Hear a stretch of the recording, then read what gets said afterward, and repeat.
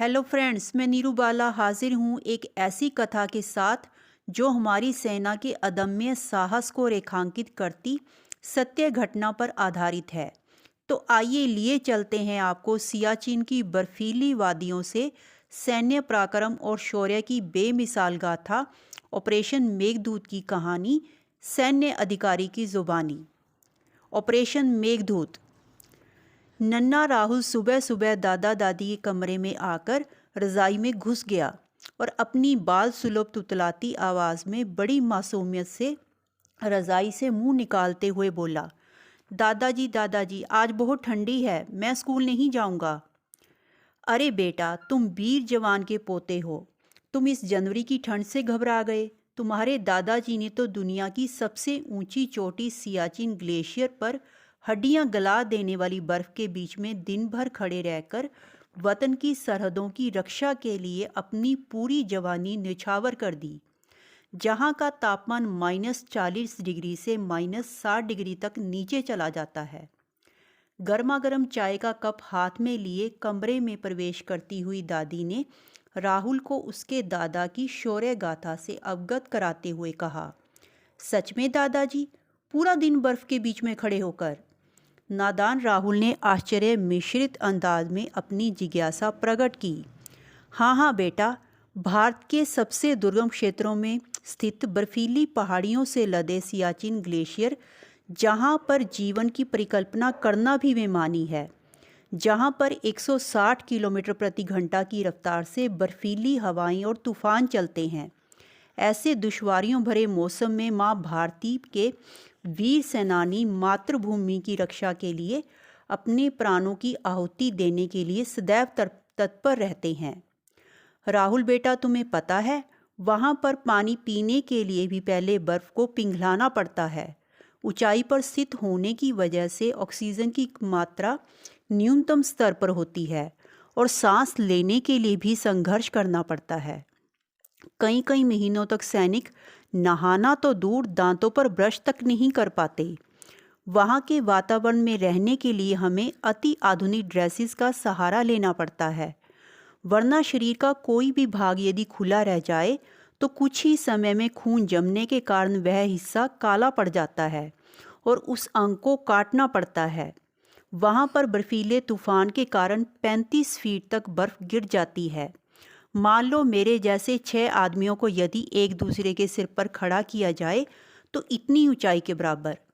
यदि कोई सैनिक इस बर्फ की चपेट में आ जाए तो उसका बचना नामुमकिन है। भारत सरकार अपनी सेना की सुरक्षा के लिए सियाचिन में लगभग 5 करोड़ रुपए रोजाना खर्च करती है, मगर फिर भी सियाचिन में हमारे जवान दुश्मन की गोली से कम, ठंड से ज़्यादा मरते हैं। कहते कहते दादाजी की आवाज़ कँपा गई और उनका गला अवरुद्ध हो गया। क्या हुआ दादाजी, आप चुप क्यों हो गए?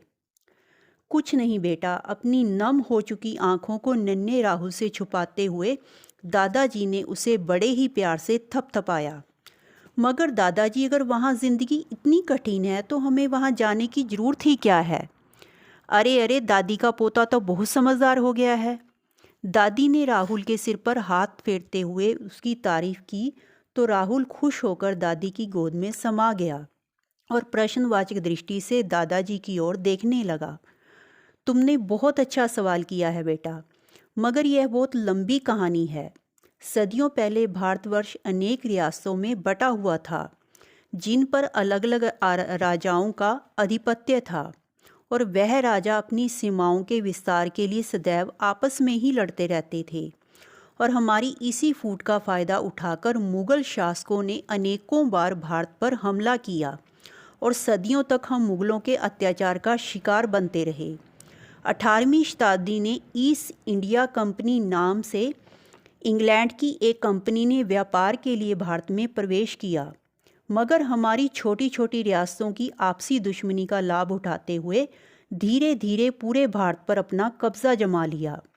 अत्याचारी अंग्रेज़ों की नीतियों से पूरे भारतवर्ष में हाहाकार मच गया और 1857 में अंग्रेज़ों की हुकूमत के विरुद्ध पहली चिंगारी तत्कालीन पंजाब प्रांत के अंबाला छावनी क्षेत्र से सैन्य विद्रोह के रूप में निकली और आज़ादी की इस लड़ाई में अनेक रणबांकुरों ने हंसते हंसते वतन के लिए अपने प्राणों की आहुति दे दी। आज़ादी के लिए वर्षों तक निरंतर संघर्ष करने के पश्चात अंततः अंग्रेज़ों को घुटने टेकने पड़े और 14-15 अगस्त 1947 की मध्य रात्रि में दिल्ली के लाल किले की प्राचीर पर तिरंगा झंडा फहराकर भारत की आज़ादी की घोषणा हुई। मगर आज़ादी के साथ साथ हमें देश में विभाजन का दंश भी झेलना पड़ा और उत्तरी भारत के पंजाब प्रांत को बांटते हुए मुस्लिम बहुल इलाके में पाकिस्तान के नाम से एक नया देश बसाया गया। विभाजन के पश्चात देश में हिंदू मुस्लिमों के नाम पर भारी दंगा फसाद हुआ और इसमें जान माल की भारी क्षति हुई। हमारे इस पड़ोसी देश पाकिस्तान के साथ हमारे संबंध कभी भी मैत्रीपूर्ण नहीं रहे और वहाँ के हुक्मरान सदैव भारत विरोधी गतिविधियों को संचालित करने में लिप्त रहे। अनेक आतताई और नापाक कारगुजारियाँ करने की जुगत में पाकिस्तान सदैव तत्पर रहता है। भारत के प्रति इसी वैरभाव के चलते पाक की ओर से 1965 और 1971 में 2 बार भारत पर हमला किया गया और दोनों बार पाकिस्तान को मुंह की खानी पड़ी। दादाजी का चेहरा तमतमाने लगा था। राहुल बेटा, आपने भारत का नक्शा तो देखा है ना? दरअसल जो भारत का नक्शा हम देखते हैं उसमें सबसे ऊपरी भाग, जिसे हम जम्मू कश्मीर के नाम से जिसे जानते हैं, वहाँ बाएं भाग का एक बड़ा हिस्सा पाकिस्तान के कब्ज़े में है और दाएं भाग के कुछ हिस्से पर हमारे पड़ोसी देश चीन ने कब्ज़ा किया हुआ है। इसी विवादित क्षेत्र को लेकर आए दिन हमारे पड़ोसी मुल्कों के साथ तनातनी चलती रहती है। पाकिस्तान के कब्ज़े वाले क्षेत्र के साथ लगते क्षेत्र में स्थित है अत्यंत दुर्गम स्थल सियाचिन, जिसकी ऊंचाई समुद्र तल से लगभग 6000 मीटर है। सियाचिन कश्मीर का विवादित और गैर सीमांकित क्षेत्र है और सामरिक दृष्टि से यह इलाका अत्यंत महत्वपूर्ण है। अपने देश की सीमाओं की सुरक्षा और दुश्मन देशों की विवश चालों का जवाब देने के लिए ही भारत सरकार को अपनी सेनाओं की तैनाती करनी पड़ती है। अगर सैनिक साजो सामान पर हर वर्ष हज़ारों करोड़ रुपए खर्च न आता तो हम अपने देश की सीमाओं की रक्षा नहीं कर पाते। हम अपने घरों में सुरक्षित चैन की नींद नहीं सो पाएंगे। कुछ समझे बेटा राहुल? दादाजी, यह बात तो मैं समझ गया कि पाकिस्तान से अपने देश की रक्षा के लिए सेना को सीमाओं पर तैनात किया जाता है, मगर आपने वह तो बताया ही नहीं जब आपका सामना दुश्मन देश की सेना से हुआ था, कैसे आपने अपने साथियों के साथ मिलकर उन्हें हराया था। बेटा, वह बहुत भयानक युद्ध था जिसके बारे में सोचकर आज भी मेरे रोंगटे खड़े हो जाते हैं। दरअसल 2 बार युद्ध में मात खाने के बाद भी पाक अपनी नापाक हरकतों से बाज नहीं आया। वह लगातार भारत में अशांति फैलाने की कोशिश करता रहा है, क्योंकि सियाचिन का भूभाग बहुत ऊंचाई पर स्थित है, इसलिए वहां पर जिसका कब्जा होगा वही देश युद्ध में दुश्मनों पर भारी पड़ेगा।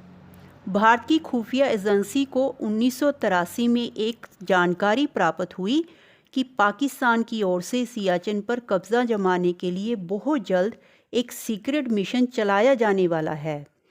तब हमारी सरकार ने लेफ्टिनेंट जनरल प्रेमनाथ हून और लेफ्टिनेंट कर्नल DK खन्ना तथा ब्रिगेडियर नरेंद्र बुल को एक बहुत ही सीक्रेट मिशन के तहत इस क्षेत्र का चार्ज अपने हाथ में लेने के लिए कहा। ब्रिगेडियर खन्ना ने अपने जाबाज सैनिकों की 2 टुकड़ियां तैयार की, युद्ध के लिए हैवी मशीन गन, आधुनिक ग्रेनेड लॉन्चर और मोटार, जो एक छोटे तरीके की बहुत छोटी सी तोप होती है, तथा अनेक साजो सामान तैयार किया गया। मगर सबसे बड़ी दुविधा इतने भारी भरकम सामान को खुफिया तरीके से दुश्मन की नज़र से बचाकर सियाचिन की चोटी तक पहुंचाना था। और सबसे बड़ी कठिनाई यह थी कि भारत के पास सियाचिन के बर्फीले तूफानों से मुकाबला करने के लिए जिन आधुनिक ड्रेसेस की ज़रूरत थी वह हमारे पास उपलब्ध नहीं थी। -60 डिग्री का मुकाबला करने के लिए जो स्पेशल सूट हमें चाहिए थे वह केवल यूरोप के नॉर्वे में बनते थे। भारत सरकार के अधिकारियों ने जब उस कंपनी से उन स्पेशल सूटों की डिमांड भेजी तो पता चला कि अगले 2 साल तक बनने वाले सूटों की बुकिंग अग्रिम रूप से पहले ही हो चुकी है और भारत के लिए उन स्पेशल सूटों की सप्लाई अप्रैल 1984 से पहले संभव ही नहीं। इससे भी ज़्यादा हैरानी सरकार को तब हुई जब पता चला कि नॉर्वे की कंपनी जो ऑर्डर तैयार कर रही है वह पाकिस्तान की ओर से है। इससे हमारी खुफिया एजेंसियों को जो गुप्त सूचना पाक हमले को लेकर मिली थी उसकी भी पुष्टि हो गई थी और भारत सरकार के कान खड़े हो गए। भारत सरकार को समझते देर नहीं लगी कि पाकिस्तान के इरादे नेक नहीं हैं और खुफिया तंत्र अलर्ट मोड पर आ गया। इस सतर्कता का लाभ यह हुआ कि खुफिया एजेंसियों ने पाक रेडियो सिग्नल्स को कैच करना आरंभ कर दिया और यह जानकारी प्राप्त हुई कि सियाचिन पर कब्जा करने के लिए पाकिस्तान की ओर से जनरल जाहिद अली अकबर और ब्रिगेडियर जनरल परवेज़ मुशर्रफ के नेतृत्व में एक खुफिया ऑपरेशन चलाया जाने वाला है, जिसका कोड नाम अबाविल रखा गया। भारत सरकार ने तुरंत ब्रिगेडियर खन्ना के नेतृत्व में खुफिया मीटिंग बुलाई और आगाह किया कि हमारे पास अब करो या मरो के अलावा कोई दूसरा रास्ता नहीं है। हमें तुरंत एक्शन लेना ही होगा। यदि हम नॉर्वे से आने वाले कपड़ों का इंतज़ार करेंगे तब तक आधुनिक सूटों से लैस पाकिस्तान सियाचिन पर कब्जा जमा चुका होगा। तब होने वाले युद्ध में हमें भारी जान माल का नुकसान उठाना पड़ सकता है। इससे अच्छा है कि हम आज ही उपलब्ध साधनों का प्रयोग करते हुए ऑपरेशन आरंभ करें। हमारे जवानों का उत्साह चरम पर था और उन्होंने पूरे जोशो खरोश में सियाचिन पर चढ़ाई करने के लिए कमांडर से इजाज़त मांगी। अपने वतन की माटी का तिलक लगाकर भारतीय सेना ने लेफ्टिनेंट जनरल प्रेमनाथ हून के नेतृत्व में मार्च 1984 में सियाचिन पर चढ़ाई आरंभ कर दी। इस ऑपरेशन को ऑपरेशन मेघदूत कोड नेम दिया गया।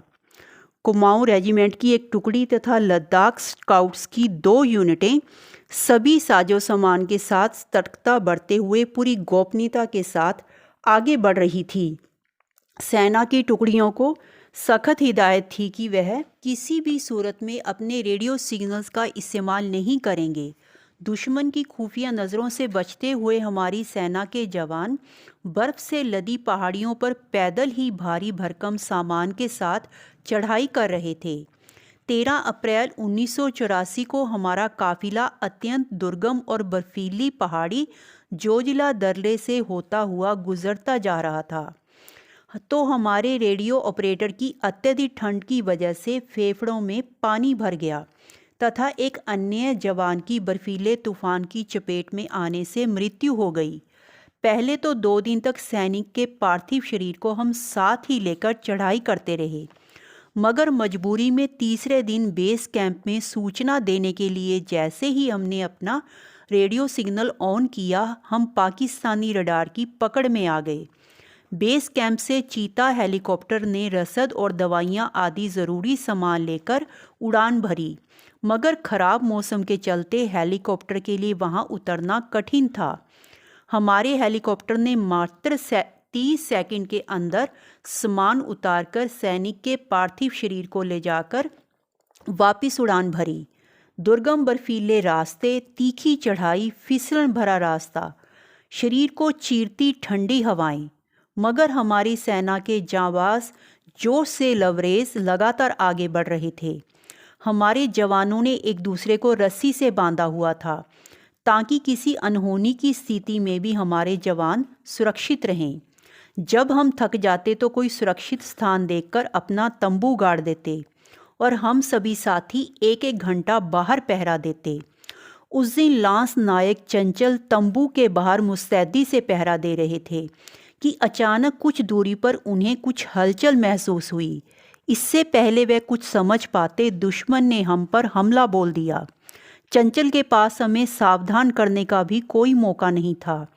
चौतरफा आग उगलती हैवी मशीन गन का सामना करते हुए बड़ी ही बहादुरी से दुश्मन की सेना पर चंचल ने हमला बोल दिया और अपने अचूक निशाने से कई सैनिकों को मौत के घाट उतार दिया। गोलियों की आवाज़ सुनकर हमारे बाकी साथी भी उठ खड़े हुए और अपनी अपनी पोजीशन लेकर दुश्मन पर ऐसे टूटे जैसे मधुमक्खियां अपने शिकार पर टूट पड़ती हैं। दुश्मन का सामना करते हुए लॉन्स नायक चंचल को एक गोली माथे के बीचम बीच लगी, मगर घायल होने के बाद भी शूरवीर योद्धा की उंगलियां मशीन गन के ट्रिगर पर जमी रही और आखिरी सांस तक वह दुश्मन से लोहा लेते रहे। हमने अपने एक बहादुर साथी की कीमत पर केवल 5 मिनट की लड़ाई में पाकिस्तान के 26 सैनिकों को मार गिराया। अब हमें अपने मकसद को बड़ी ही सावधानी और होशियारी से जल्द पूरा करना था। हमने पाक को धोखा देने के लिए उनकी सेना के स्पेशल सूट जो नॉर्वे से मंगवाए गए थे उनको पहन लिया और उनकी लाशों को बर्फ़ के नीचे छुपा दिया। अब दुश्मन पर जीत ने हमारे हौसले और बुलंद कर दिए थे। पाकिस्तान को तो सपने में भी गुमान न था कि उनका ऑपरेशन असफल हो चुका है और हम दोहरे फायदे की स्थिति में थे। पाकिस्तानी हेलीकॉप्टर हमें अपनी सेना समझकर मदद पहुंचा रहे थे। पाक के हुक्मरान जश्न मनाने की तैयारी कर रहे थे, क्योंकि उन्हें उपलब्ध जानकारी के मुताबिक उनकी सेना सियाचिन की सबसे ऊंची चोटी साल तोरो रेंज की ओर बढ़ रही थी। साल तोरो रेंज पर विजय का मतलब है भारत पर सामरिक और रणनीतिक विजय। उनके द्वारा चलाए गए ऑपरेशन अबाविल की रणनीति के मुताबिक पाक सेना को 17 अप्रैल 1984 को सियाचिन ग्लेशियर पर अपना झंडा फहराना था, मगर जश्न की तैयारियों में मसरूफ़ पाकिस्तान की उम्मीदों पर तब पानी फिर गया जब उन्होंने सियाचिन की चोटी पर भारत का तिरंगा झंडा पूरी शान से लहराता हुआ देखा। हमने 17 अप्रैल से पूर्व ही सियाचिन की चोटी पर तिरंगा लहराकर ऑपरेशन मेघदूत की सफलता का परचम लहरा दिया और दुश्मनों को ऐसी करारी चोट पहुंचाई जिसकी गूंज पूरी दुनिया में सुनाई दी। वाह वाह दादाजी, मज़ा आ गया, आपने तो कमाल कर दिया। दादाजी, मैं भी बड़ा होकर सैनिक बनूंगा और अपने देश की सीमाओं की रक्षा करूंगा। भारत माता की जय, भारत माता की जय, भारत माता की जय। मारे खुशी और जोश से उछलते नन्हे राहुल के जज्बातों को देख भाव विभोर हुए दादा दादी ने उसे गले से लगा लिया। दोस्तों, इस रचना के माध्यम से हमने एक छोटा सा प्रयास किया है हमारी सेना के उन अनछुए पहलुओं से आपको रूबरू करवाने का जिनके बारे में सोचकर आम इंसान की रूह तक कांप जाती है। हम अपने घरों की चार दीवारी में चैन की नींद सोते हैं, क्योंकि देश का जवान विषम परिस्थितियों का सामना करते हुए हमारी रक्षा के लिए देश की सीमाओं पर सजग है। दोस्तों, हम फिर से बहुत जल्द हाजिर होंगे एक नई रचना के साथ। तब तक आप स्वस्थ रहिए, मस्त रहिए। धन्यवाद।